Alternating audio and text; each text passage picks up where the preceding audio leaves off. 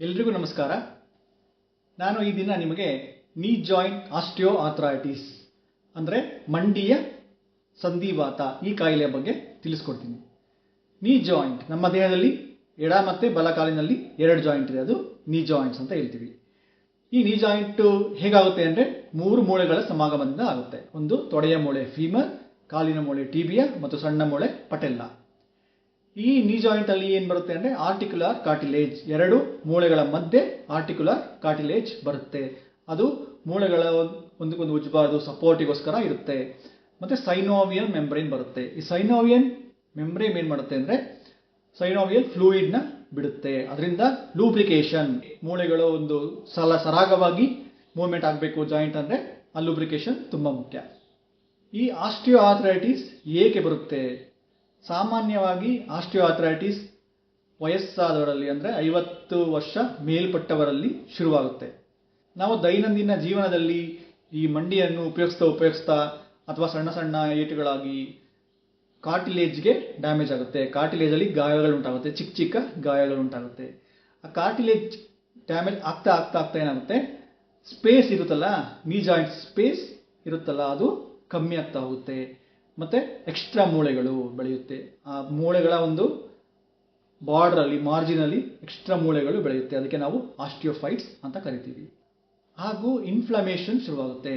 Inflammation ಶುರುವಾದಾಗ ಏನಾಗುತ್ತೆ ಅಂದರೆ ಚಿಕ್ಕ ಚಿಕ್ಕ ರಕ್ತನಾಳಗಳು, ಬ್ಲಡ್ ವೆಸಲ್ಸ್ ಬೆಳೆಯುತ್ತೆ. ನಿಯೋವ್ಯಾಸ್ಕುಲರೈಸೇಷನ್ ಅಂತ ಹೇಳ್ತೀವಿ. ಮತ್ತೆ ಸ್ಕ್ಲಿರೋಸಿಸ್ ಆಫ್ ದಿ ಬೋನ್ ಏನಿರುತ್ತೆ ಅದು ಅದರ ಒಂದು ಆರೋಗ್ಯ ಕ್ಷೀಣಿಸ್ತಾ ಹೋಗುತ್ತೆ. ಈ ರೀತಿ ಎಲ್ಲ ಒಂದು ಪೆಥೋಫಿಸಿಯಲಾಜಿಕಲ್ ಬದಲಾವಣೆಗಳು, ಚೇಂಜಸ್ ಆದ ಮೇಲೆ ನೋವಿನ ಸಂದೇಶಗಳು ಮಂಡಿಯಿಂದ ಮೆದುಳಿಗೆ ತಲುಪಿ ಮಂಡಿ ನೋವು ಇದೆ ಅನ್ನುವಂತಹ ಒಂದು ಸೂಚನೆ ಸಿಗುತ್ತೆ ರೋಗಿಗೆ. ಶುರುವಲ್ಲಿ ಏನಾಗುತ್ತೆ ಅಂದರೆ ರೋಗಿಯು ಕೆಳಗಡೆ ಕೂತ್ಕೊಂಡಾಗ, ಕಾಲ್ ಮಡಚಿ ಕೂತ್ಕೊಂಡಾಗ ಮತ್ತೆ ಕೆಳಗೆ ಕೂತ್ಕೊಂಡು ಮೇಲಕ್ಕೆ ಏಳುವಂತಹ ಸಂದರ್ಭದಲ್ಲಿ ನೋವು ಕಾಣಿಸ್ಕೊಳ್ಳುತ್ತೆ. ಹೋಗ್ತಾ ಹೋಗ್ತಾ ಸಾಮಾನ್ಯವಾಗಿ ನಡೆಯಬೇಕಾದ್ರೂ ಕೂಡ ನೋವು ಬರುತ್ತೆ. ಮತ್ತೆ ಮೆಟ್ಲತ್ಬೇಕಾದ್ರೆ ಜಾಸ್ತಿ ಆಗುತ್ತೆ ನೋವು. ಹಾಗೂ ನಾವು ಬೆಳಗ್ಗೆ ನಿದ್ರೆಯಿಂದ ಎದ್ದಾದಾಗ ಅಥವಾ ತುಂಬಾ ಹೊತ್ತು ಕೂತ್ಕೊಂಡು ನಡಿಬೇಕಾದ್ರೆ ನೋವು ಕಾಣಿಸ್ಕೊಳುತ್ತೆ. ಮತ್ತೆ ಸ್ವಲ್ಪ ಬಿಗಿನೂ ಕೂಡ ಅನಿಸ್ಬೋದು, ಜಾಯಿಂಟ್ ಸ್ವಲ್ಪ ಟೈಟ್ ಅನಿಸ್ಬೋದು. ಹಾಗೂ ತುಂಬಾ ಜಾಸ್ತಿ ತೊಂದರೆಯಾಗಿ ತುಂಬಾ ವರ್ಷಗಳಿಂದ ಇರುವಂತಹ ರೋಗಿಗಳಿಗೆ ಮಂಡಿಯ ಊತ ಕೂಡ ಕಾಣಿಸ್ಕೋಬಹುದು. ಆ ಸೈನೋವಿಯಲ್ ಫ್ಲೂಯಿಡ್ ಅಂತ ಹೇಳಿದ್ನಲ್ಲ, ಅದು ಜಾಸ್ತಿ ಮಟ್ಟದಲ್ಲಿ ಉತ್ಪತ್ತಿಯಾಗಿ ಅದು ಶೇಖರಣೆಯಾಗಿ ಊತ ಕಾಣಿಸ್ಕೊಳ್ಳುವಂಥ ಸಾಧ್ಯತೆಗಳು ಇರುತ್ತೆ. ಈ ಆಸ್ಟಿಯೋ ಆರ್ಥರೈಟಿಸ್ಗೆ ಬೇರೆ ಏನಾದರೂ ಕಾರಣಗಳುಂಟಾ? ಆಸ್ಟಿಯೋ ಆರ್ಥರೈಟಿಸ್ ಯಾರಿಗಾದರೂ ಮಂಡಿಗೆ ಏಟಾಗಿ ಅಥವಾ ಮೂಳೆ ಮುರಿದು ಫ್ರ್ಯಾಕ್ಚರ್ ಆಗಿ, ನೀ ಜಾಯಿಂಟ್ ಫ್ರ್ಯಾಕ್ಚರ್ ಆಗಿರುವಂತಹ ರೋಗಿಗಳಿಗೆ ಅಥವಾ ಮೆನಿಸ್ಕಲ್ ಇಂಜುರಿ, ಕಾರ್ಟಿಲೇಜ್ ಇಂಜುರಿ ಆಗಿರುವಂತಹ ರೋಗಿಗಳಿಗೆ ಏನಾಗುತ್ತೆ ಅಂದರೆ ಪೋಸ್ಟ್ ಟ್ರಾಮ್ಯಾಟಿಕ್ ಆಸ್ಟಿಯೋ ಆರ್ಥರೈಟಿಸ್ ಅಂತ ಹೇಳ್ತೀವಿ. ಈ ಒಂದು ಏಟ ಆಗಿರೋದ್ರಿಂದ ಅವ್ರದ್ದು ಆಸ್ಟಿಯೋ ಆರ್ಥರೈಟಿಸ್ ಸಂಧಿವಾತ ಕಮ್ಮಿ ವಯಸ್ಸಿಗೆ ಅಂದರೆ ಚಿಕ್ಕ ವಯಸ್ಸಿನಲ್ಲೇ ಶುರುವಾಗೋ ಸಾಧ್ಯತೆಗಳು ಇರುತ್ತೆ. 30-35 ವರ್ಷಕ್ಕೆ ಅವರಿಗೆ ಆಸ್ಟಿಯೋ ಆರ್ಥರೈಟಿಸ್ ಬರುವಂತಹ ಸಾಧ್ಯತೆ ಇರುತ್ತೆ. ಬೇರೆ ಯಾವ ಕಾರಣಗಳಿದೆ ಅಂದರೆ ಸ್ಥೂಲಕಾಯ, ಒಬಿಸಿಟಿ. ನಮ್ಮ ದೇಹದ ತೂಕ ಹೆಚ್ಚಾದಂತೆ ನಮ್ಮ ಮಂಡಿಯ ಮೇಲೆ ಜಾಸ್ತಿ ಪರಿಣಾಮ ಬೀರುತ್ತೆ. ನಮ್ಮ ದೇಹದ ತೂಕ ಮಂಡಿ ಹೊರುತ್ತೆ. ಅದರಿಂದ ಅದು ಬೇಗ ತೊಂದರೆಯಾಗಿ ಬೇಗ ಆಸ್ಟಿಯೋ ಆರ್ಥರೈಟಿಸ್ ಬರುವಂತಹ ಸಾಧ್ಯತೆಗಳು ಇರುತ್ತೆ. ಮಂಡಿಯ ಸಂಧಿವಾತವನ್ನು ನಾವು ಹೇಗೆ ತಡಿಬಹುದು, ಹೇಗೆ ಮುಂದೂಡಬಹುದು ಅಂದರೆ, ಒಂದು, ನಮ್ಮ ದೇಹದ ತೂಕವನ್ನು ನಿಯಂತ್ರಣದಲ್ಲಿರಬೇಕು. BMI, ಬಾಡಿ ಮಾಸ್ ಇಂಡೆಕ್ಸ್ ಅಂತ ಹೇಳ್ತೀವಲ್ಲ, ಅದು ಆರೋಗ್ಯವಾದಂತಹ ಒಂದು ಮಟ್ಟದಲ್ಲಿ ಇಟ್ಕೋಬೇಕು. ಮತ್ತೆ ಅತ್ಯಂತ ಪೌಷ್ಟಿಕವಾದಂತಹ ಆಹಾರಗಳನ್ನು ನಾವು ಆದಷ್ಟು ಸೇವಿಸಬೇಕು. ಜಂಕ್ ಫುಡ್ನ ಅವಾಯ್ಡ್ ಮಾಡಬೇಕು. ಮತ್ತೆ ಎಕ್ಸಸೈಸ್, ದೈನಂದಿನ ವ್ಯಾಯಾಮ ತುಂಬ ಮುಖ್ಯ. ವಾಕಿಂಗ್ ಅಂದರೆ ಒಂದು 30 ನಿಮಿಷ ದೈನಂದಿನವಾಗಿ ನೀವು ವಾಕಿಂಗ್ ಮಾಡಿದ್ರು ಕೂಡ ನಿಮ್ಮ ಮಂಡಿ ಆರೋಗ್ಯವಾಗಿ ಇರುತ್ತದೆ. ಕ್ವಾಡ್ರಿಸೆಪ್ಸ್ ಎಕ್ಸಸೈಸ್ ಅಂದಿರಲಿ. ಕ್ವಾಡ್ರಿಸೆಪ್ಸ್ ಅಂದರೆ ನಮ್ಮ ತೊಡೆಯ ಮಾಂಸಖಂಡಗಳು ಏನಿದೆಲ್ಲ, ಅದು ಮಂಡಿಗೆ ಒಂದು ಸೇಫ್ಟಿ ಅಂದರೆ ಸ್ಟೆಬಿಲಿಟಿ ಕೊಡುತ್ತೆ. ಅದನ್ನು ಸದೃಢವಾಗಿ ಇಡಲು ಸಹಾಯ ಮಾಡುತ್ತೆ. ಆದ್ದರಿಂದ ನಾವು ತೊಡೆಯ ಮಾಂಸದ ವ್ಯಾಯಾಮಗಳನ್ನು ಆದಷ್ಟು ಮಾಡಲಿಕ್ಕೆ ಪ್ರಯತ್ನ ಪಡಬೇಕು. ಅದರಿಂದ ಮಂಡಿ ನೋವು ನಾವು ಕಮ್ಮಿ ಮಾಡ್ಕೋಬಹುದು. ಮಂಡಿ ನೋವು ಬಂದ ಮೇಲೆ ಏನೆಲ್ಲ ಮಾಡ್ಬೋದು? ಮಂಡಿ ನೋವು ಶುರುವಾದ ಮೇಲೂ ಕೂಡ ನಾವು ತೂಕವನ್ನು ಕಡಿಮೆ ಮಾಡೋದ್ರಿಂದ ಮತ್ತು ವ್ಯಾಯಾಮ ಮಾಡೋದ್ರಿಂದ ಮಂಡಿ ನೋವನ್ನು ನಾವು ಆಸ್ಟಿಯೋಆರ್ಥರೈಟಿಸ್ನ ನಿಯಂತ್ರಣದಲ್ಲಿ ಇಡ್ಬೋದು. ಹಾಗೂ ನಾವು ರೋಗಿ ಬಂದಂತಹ ದಿನದಂದು ನಾವು ರೋಗಿಗೆ ಯಾವ ಮಟ್ಟದಲ್ಲಿ ಈ ಆಸ್ಟಿಯೋಆರ್ಥರೈಟಿಸ್ ಹೋಗಿದೆ ಅಂತ ತಿಳ್ಕೊಳ್ಳೋಕ್ಕೆ ಪ್ರಯತ್ನ ಪಡಬೇಕು. ಇದಕ್ಕೋಸ್ಕರ ನಾವು ಎಕ್ಸ್ರೇ ಮಾಡಿಸ್ಬೇಕಾಗುತ್ತೆ. ಎಕ್ಸ್ರೇ ನೀ ಜಾಯಿಂಟ್ ಎಕ್ಸ್ರೇ ಮಾಡಿಸಿದ ಮೇಲೆ ಅದು ಯಾವ ಮಟ್ಟದಲ್ಲಿ ಸೌದಿದೆ ಅಂತ ನೋಡಿ ಅದನ್ನು ನಾವು ಗ್ರೇಡಿಂಗ್ ಅಂತ ಮಾಡ್ತೀವಿ. ಆ ಗ್ರೇಡಿಂಗ್ ಗ್ರೇಡ್ 1, 2, 3 ಮತ್ತು 4 ಅಂತ ಇರುತ್ತೆ. ಯಾವ ಚಿಕಿತ್ಸೆ ಇದೆ ಅಂತ ನಾನು ಇವಾಗ ನಿಮಗೆ ತಿಳಿಸ್ಕೊಡ್ತೀನಿ. ನಾನು ಹೇಳಿದಾಗೆ 1, 2 ಇರುವಂತಹ ರೋಗಿಗಳಿಗೆ ಮಾತ್ರೆಗಳು, ನೋವಿನ ನಿವಾರಕ ಮಾತ್ರೆಗಳು, NSAIDs, ಪ್ಯಾರಾಸಿಟಮಾಲ್ ಅಥವಾ ಜಾಸ್ತಿ ನೋವಿರುವಂತಹ ರೋಗಿಗಳಿಗೆ ನಾವು ಟ್ರಮಾಡಾಲ್ ಅಂದರೆ ಓಪಿಯಾಯ್ಡ್ ಈ ಮಾತ್ರೆಗಳನ್ನು ಕೊಟ್ಟು ಅವರ ನೋವನ್ನು ನಿಯಂತ್ರಣಕ್ಕೆ ತರಲಿಕ್ಕೆ ಪ್ರಯತ್ನ ಪಡ್ತೀವಿ. ಈ ಮಾತ್ರೆಗಳಿಗೂ ಕೂಡ ನೋವು ಕಮ್ಮಿ ಆಗಲಿಲ್ಲ ಅಂದರೆ ಇಂಟ್ರಾ ಆರ್ಟಿಕ್ಯುಲರ್ ಇಂಜೆಕ್ಷನ್ಸ್ ಬರುತ್ತೆ. ನಾವು ಅಲ್ಟ್ರಾಸೌಂಡ್ ಸ್ಕ್ಯಾನಿಂಗ್ ಮಾಡಿ ರೋಗಿಯ ಜಾಯಿಂಟ್, ನೀ ಜಾಯಿಂಟ್ ಒಳಗಡೆ ನೀಡಲ್ ಹಾಕ್ಬಿಟ್ಟು ಇಂಜೆಕ್ಷನ್ನ ಮಾಡ್ತೀವಿ. ಈ ಇಂಜೆಕ್ಷನಲ್ಲಿ ಅನೇಕ ಬಗೆಗಳಿವೆ. ಒಂದು ಹೈಲುರೋನಿಕ್ ಆಸಿಡ್ ಇಂಜೆಕ್ಷನ್ ಅಂತ ಬರುತ್ತೆ.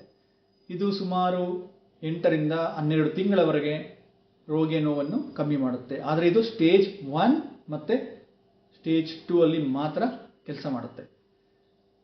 ಬೇರೆ ಅಂದರೆ ಓಝೋನ್ ಥೆರಪಿ, ಪ್ರೋಲೋಝೋನ್ ಇಂಜೆಕ್ಷನ್ ಅಂತ ಬರುತ್ತೆ.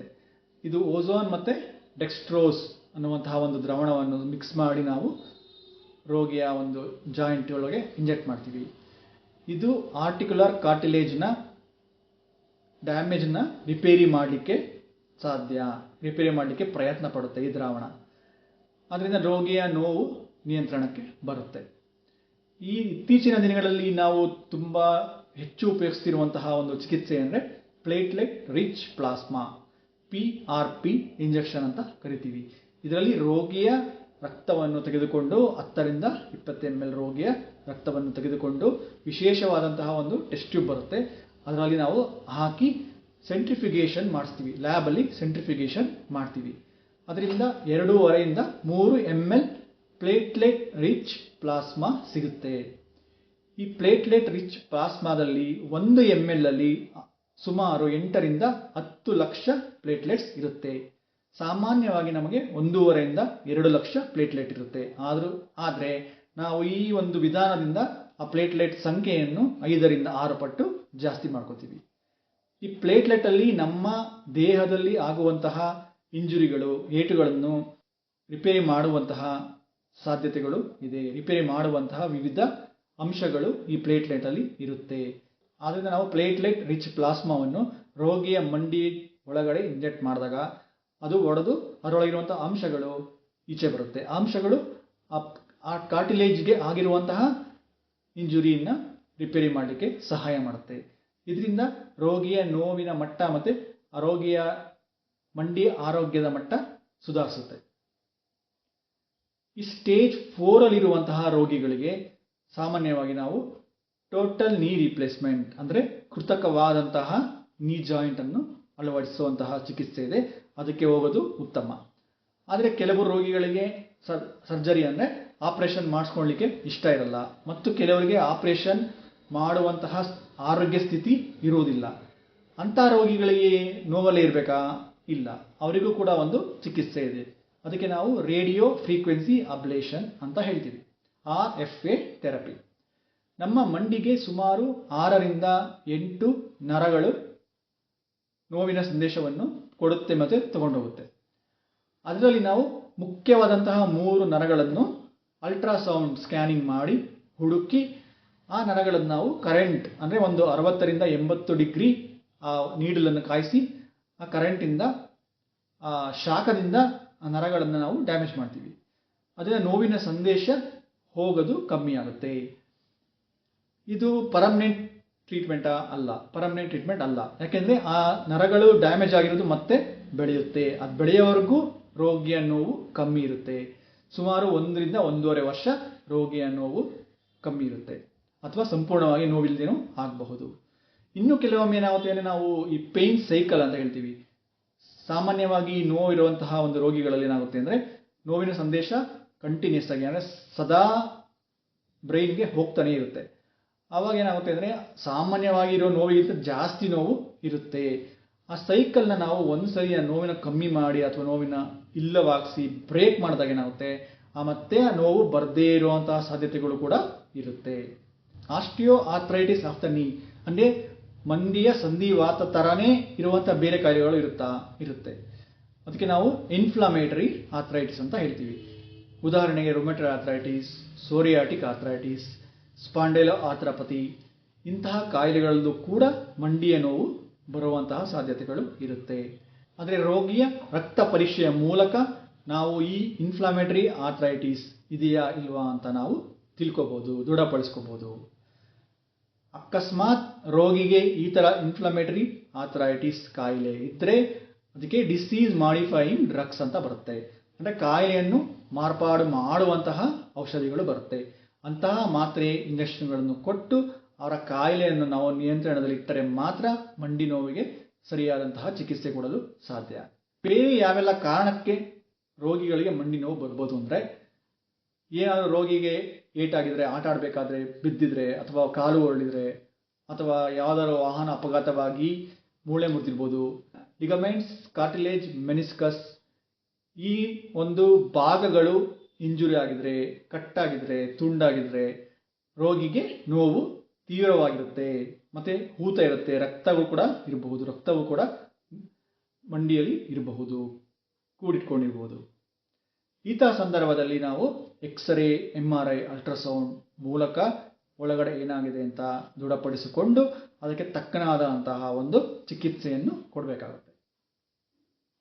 ಈಗಾಗಲೇ ನನ್ನ ಚಾನಲ್ಗೆ ಸಬ್ಸ್ಕ್ರೈಬ್ ಮಾಡಿಲ್ಲ ಅಂದರೆ ಕೂಡಲೇ ಸಬ್ಸ್ಕ್ರೈಬ್ ಮಾಡಿ ಮತ್ತು ಹೆಚ್ಚಿನ ಆರೋಗ್ಯ ಮಾಹಿತಿಗಾಗಿ ಚಾನಲನ್ನು ನೋಡಿ. ಧನ್ಯವಾದಗಳು.